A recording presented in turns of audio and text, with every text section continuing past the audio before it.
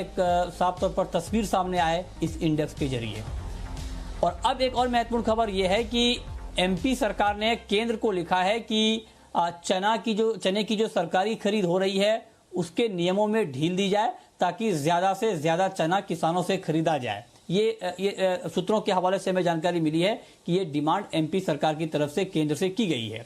इस पर बातचीत के लिए हमारे साथ फोन लाइन पर हैं सुनील बलदेवा, एग्री मार्केट के एक्सपर्ट हैं। सुनील जी, बहुत स्वागत है आपका।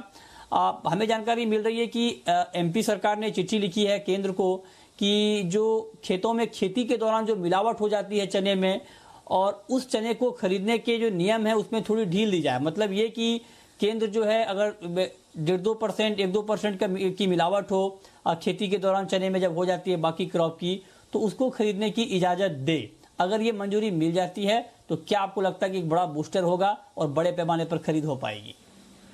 बिल्कुल मृत्युंजय जी, क्योंकि 27 लाख के करीबन गवर्नमेंट ने प्रोक्योरमेंट का एक अपना टारगेट फिक्स किया था और 30 तारीख को राजस्थान और एमपी दोनों जगह प्रोक्योरमेंट चालू हुई थी। तो आज यदि हम 18 तारीख के आंकड़े देखें तो राजस्थान में 1,10,000 टन की खरीदी हो चुकी है, जबकि एमपी में केवल 40,000 टन की खरीदी हुई है। जबकि राजस्थान से एमपी में खरीदी ज्यादा होने हैं।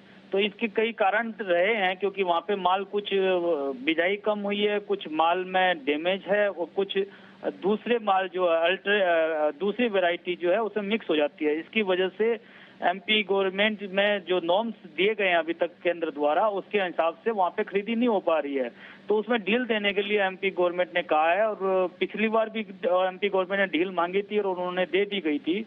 और शिवराज सिंह चौहान जी अपने स्तर पे भी इस मामले को देखते हैं, क्योंकि किसानों के वो एक हितों के लिए वो बहुत जुड़ाव रखते हैं। तो मुझे लगता है कि ये डील जो ही थोड़ी रिलैक्सेशन मिल जाएगा तो इसमें खरीदी में बहुत अच्छा एक उछाला एमपी में दिखाई देगा। और एक खास बात मैं आपको बताऊं कि पुराना चना और कुछ जगह नया चना जो सरकार अभी पीएम रिलीफ के हिसाब से जो दालें दे रही है 1 किलो के हिसाब से, तो महाराष्ट्र में कुछ जगह चना है ही नहीं। तो सरकार का एक पूरा ध्येय है कि हम 27 लाख टन को इसको प्रोक्योरमेंट के टारगेट को फटाफट पूरा करें, ताकि बाद में यदि बफर स्टॉक से एक तो दाल कम नहीं हो जाए, दूसरा जब दालें बांटने की स्थिति आए तो चना सबसे पहले बांटने में रखें हम। क्योंकि महाराष्ट्र में यदि आज के दिन ही सरकार के पास यदि नया पुराना चना खत्म हो चुका है और जो प्रोक्योरमेंट किया हुआ इस साल का चना ही यदि बांटने में दे रही है, तो आप स्थिति समझ सकते हैं कि सरकार के पास बांटने के लिए चना चाहिए। इसके लिए प्रोक्योरमेंट करना बहुत जरूरी है।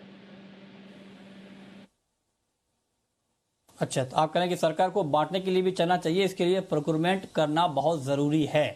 तो आपको क्या उम्मीद लग रही है कि केंद्र सरकार जल्द इसकी मंजूरी दे देगी?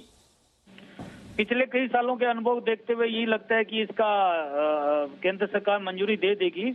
और जो जुलाई और अगस्त में केवल 1 किलो चना केवल बांटने की जहां तक रखी है, तो मुझे लगता है केंद्र सरकार भी इस बारे में अवेयर होगी और ज्यादा से ज्यादा प्रोक्योरमेंट करनी चाहेगी।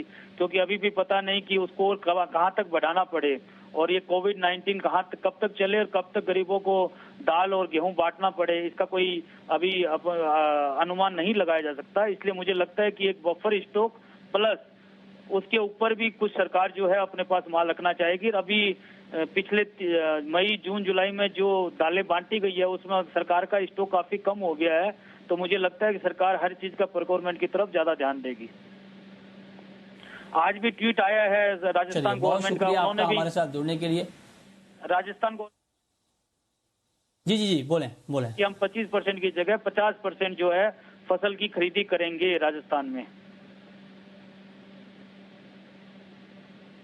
ठीक है, तो आप कहें कि राजस्थान में भी बड़े पैमाने पर खरीद की तैयारी हो रही है। बहुत शुक्रिया सुनील बलदेवा जी आपका हमारे साथ जुड़ने के लिए और इस खबर पर अपनी राय देने के लिए।